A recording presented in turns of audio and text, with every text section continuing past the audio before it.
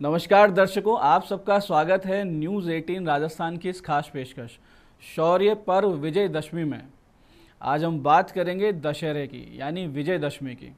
असत्य पे सत्य की विजय, अधर्म पे धर्म की विजय और बर्बरता पर सभ्यता व संस्कृति की विजय का प्रतीक।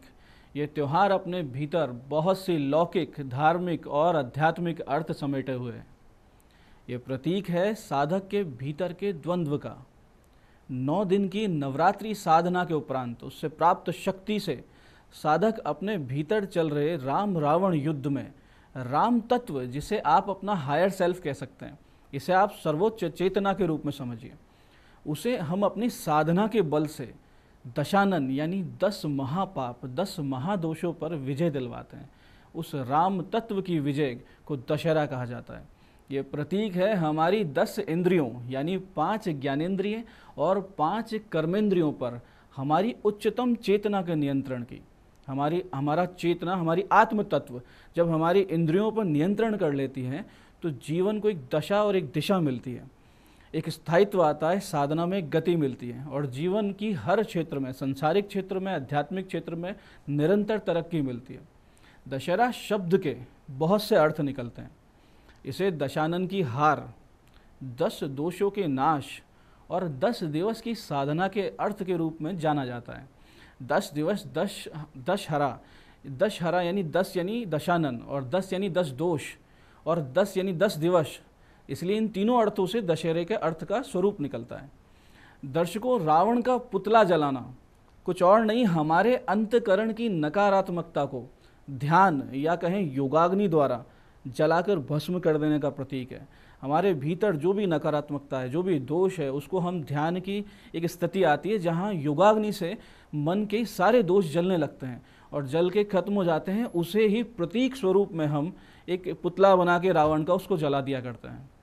ये दशानन प्रतीक है 10 प्रकार के पापों का, दोषों का। वो है काम, क्रोध, लोभ, मोह, मद, मत्सर, अहंकार, आलस्य, हिंसा और चोरी की भावना का।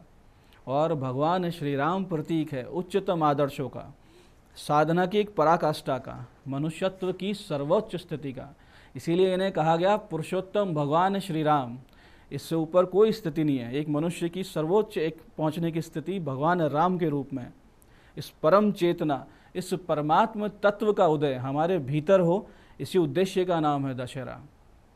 दर्शकों, पौराणिक रूप से अगर देखें तो इस दिन माता दुर्गा ने महिषासुर का वध किया था। 9 दिन के लगातार युद्ध के पश्चात 10वें दिन महिषासुर का वध किया गया था। और ऐसे ही त्रेता युग में 9 दिन के चंडी पाठ के उपरांत दशमी को भगवती दुर्गा ने भगवान श्री राम को रावण वध की शक्ति प्रदान की, जिससे भगवान श्री राम ने रावण का वध किया। और इसीलिए इस पर्व को विजयदशमी कहा जाता है। और यही वो दिन है जब महाभारत का ऐतिहासिक युद्ध द्वापर युग में आरंभ हुआ था। दर्शकों, दशहरे को पूरे भारत में धूमधाम से मनाया जाता है। आश्विन दशमी यानी नवरात्रि का अगला दिन, इस दिन संध्या काल में तारा उदय होता है और इस तारा उदय को विजय काल माना जाता है। कहते हैं आश्विनस्य सिते पक्षे दशम्याम तारकोदय स कालो विजयो ज्ञेय सर्व कार्यार्थ सिद्ध है।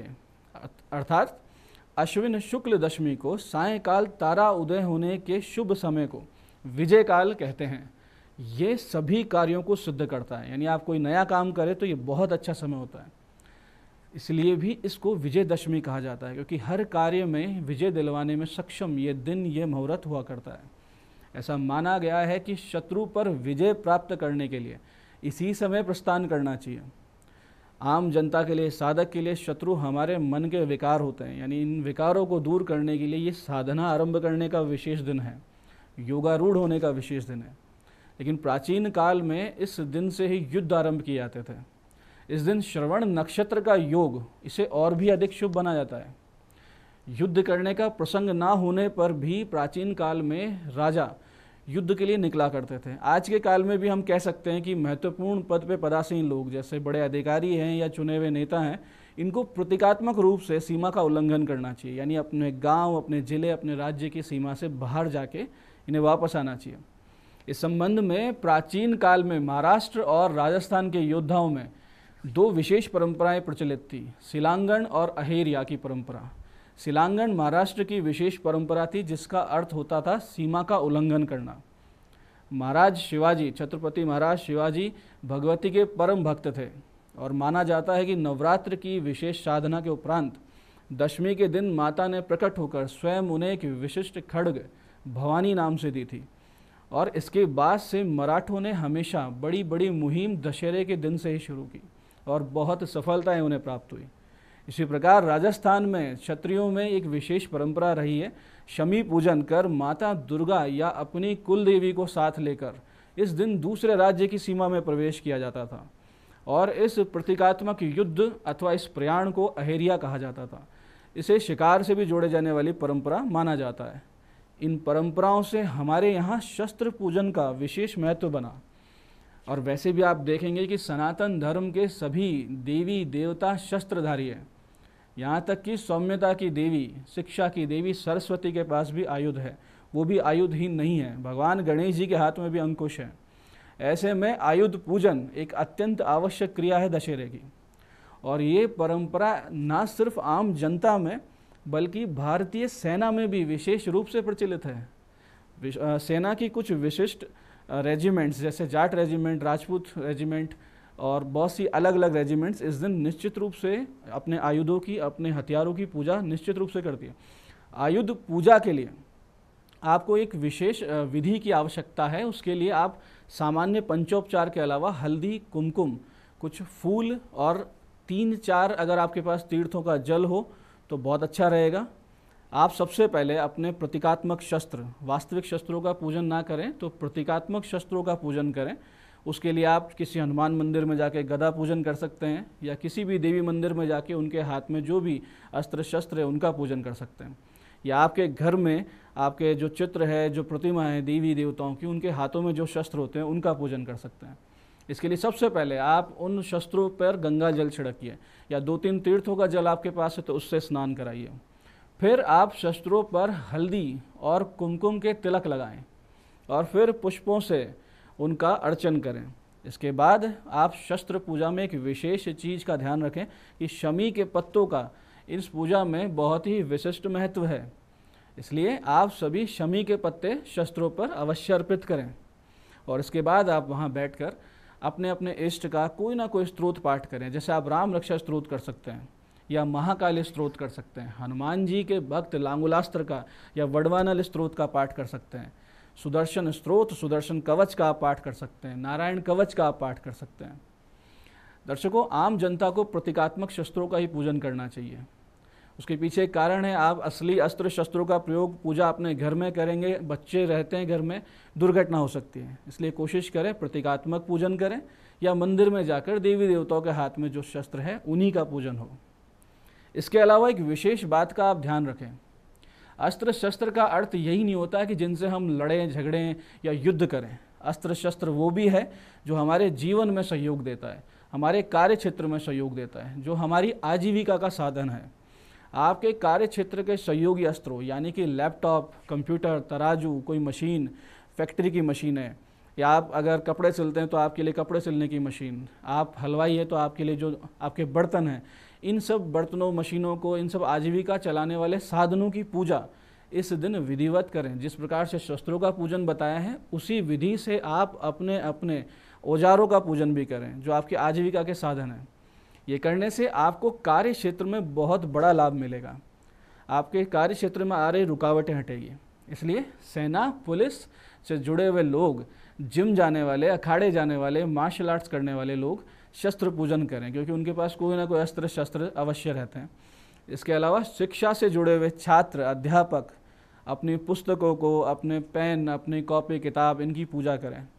व्यापारीगण जो दुकानें हैं जिनके पास, वो अपनी बही खातों का पूजन करें, गले की पूजा करें। इसी तरीके से जिनकी फैक्ट्रियां हैं वो अपनी मशीनों की पूजा करें। ये हमारे शास्त्र विधान है और यही हमारी परंपरा रही है। प्राचीन काल में माना जाता था कि वर्ण के अनुसार दशहरे पे पूजन करना चाहिए। क्षत्रिय वर्ण को शस्त्र पूजा, ब्राह्मण वर्ण को अपने शास्त्रों की पूजा और वैश्य वर्ण को अपने बही खातों की पूजा करनी चाहिए। आज के ज़माने में अपने अपने कार्यों से जुड़ी हुई चीज़ों की पूजा इसी अर्थ में ली जानी चाहिए। दर्शकों, दशमी तिथि 15 अक्टूबर 2021 को शाम 6:02 तक रहेगी। अतः 15 अक्टूबर को दोपहर 2:01 से 2:47 तक विजय मुहूर्त रहेगा। इसमें आप कोई भी नया काम कर सकते हैं। इस मुहूर्त की अवधि 46 मिनट की है। अतः इस 46 मिनट में कोई नया काम शुरू करना हो, दुकान खोलनी हो, वाहन लाना हो, तो इस विजय मुहूर्त में आप कर सकते हैं। वहीं अपराह्न पूजा, जिसमें शमी पूजा की जानी है, अपराजिता पूजा की जानी है, दुर्गा पूजा, श्री राम पूजा करनी है, उसके लिए सर्वश्रेष्ठ मुहूर्त है 1:15 से 3:33 तक। इसमें आप अपनी अपराह्न पूजा करें, रंगोली बनाएं, शमी पूजन करें और भगवती की पूजा करें। और दशहरे पर दर्शकों इस बार 3 विशेष शुभ योग भी बन रहे हैं। एक है रवि योग, जो एक दिन पहले 14 अक्टूबर को रात्रि 9:34 से आरंभ हो जाएगा और 16 अक्टूबर की सुबह 9:31 तक रहेगा। इसके साथ साथ सर्वार्थ सिद्धि योग भी है, जो 15 अक्टूबर यानी दशहरे के दिन सुबह 6:02 से 9:15 तक रहेगा। सर्वार्थ सिद्धि योग में कोई भी कार्य करने से उसकी सिद्धि अवश्य होती है, कार्य में सफलता अवश्य मिलती है। इसके साथ साथ सूर्योदय से सुबह 9:16 तक कुमार योग रहेगा। ये बहुत ही शुभ योग है साधन, भजन, पूजा पाठ शुरू करने का। इन 3 शुभ योग के साथ एक साथ बनने से दशहरे पूजन में बहुत ही शुभ फल प्राप्त होगा। अतः आप सब जातक, आप सब दर्शक इसका सदुपयोग अवश्य करें और इसमें पूजा पाठ, अपना कोई नया काम शुरू करना इस दिन अवश्य करें। दर्शकों, दशहरे के दिन शमी पूजन का बहुत ही विशेष महत्व है। हालांकि शमी का महत्व दशहरे से पहले यानी वैदिक काल से चला आ रहा है, क्योंकि वैदिक यज्ञों में शमी वृक्ष पर उगे हुए पीपल की 2 टहनियों से अग्नि उत्पन्न करने का विधान रहा है। इन दोनों के घर्षण से जो अग्नि उत्पन्न होती थी वो वैदिक अग्नि कहलाती थी। बहुत ही शुभ अग्नि उसको माना जाता था। अतः शमी वृक्ष में अग्नि का निवास माना जाता है। लेकिन 2 और कारणों से शमी को दशहरे के दिन पूजा जाने लगा। सबसे पहले तो भगवान श्री राम ने शमी पूजन किया था और उनके लंका विजय का साक्षी बन शमी वृक्ष ने ही उनकी विजय का उद्घोष किया था। दूसरा बड़ा कारण, कौरवों ने शमी पूजन से ही शक्ति हासिल की और द्यूत में पांडवों को पराजित किया। इसे जानकर कालांतर में भगवान श्री कृष्ण ने भी आदेश देकर पांडवों को शमी पूजना आरंभ करवाया। और दर्शकों,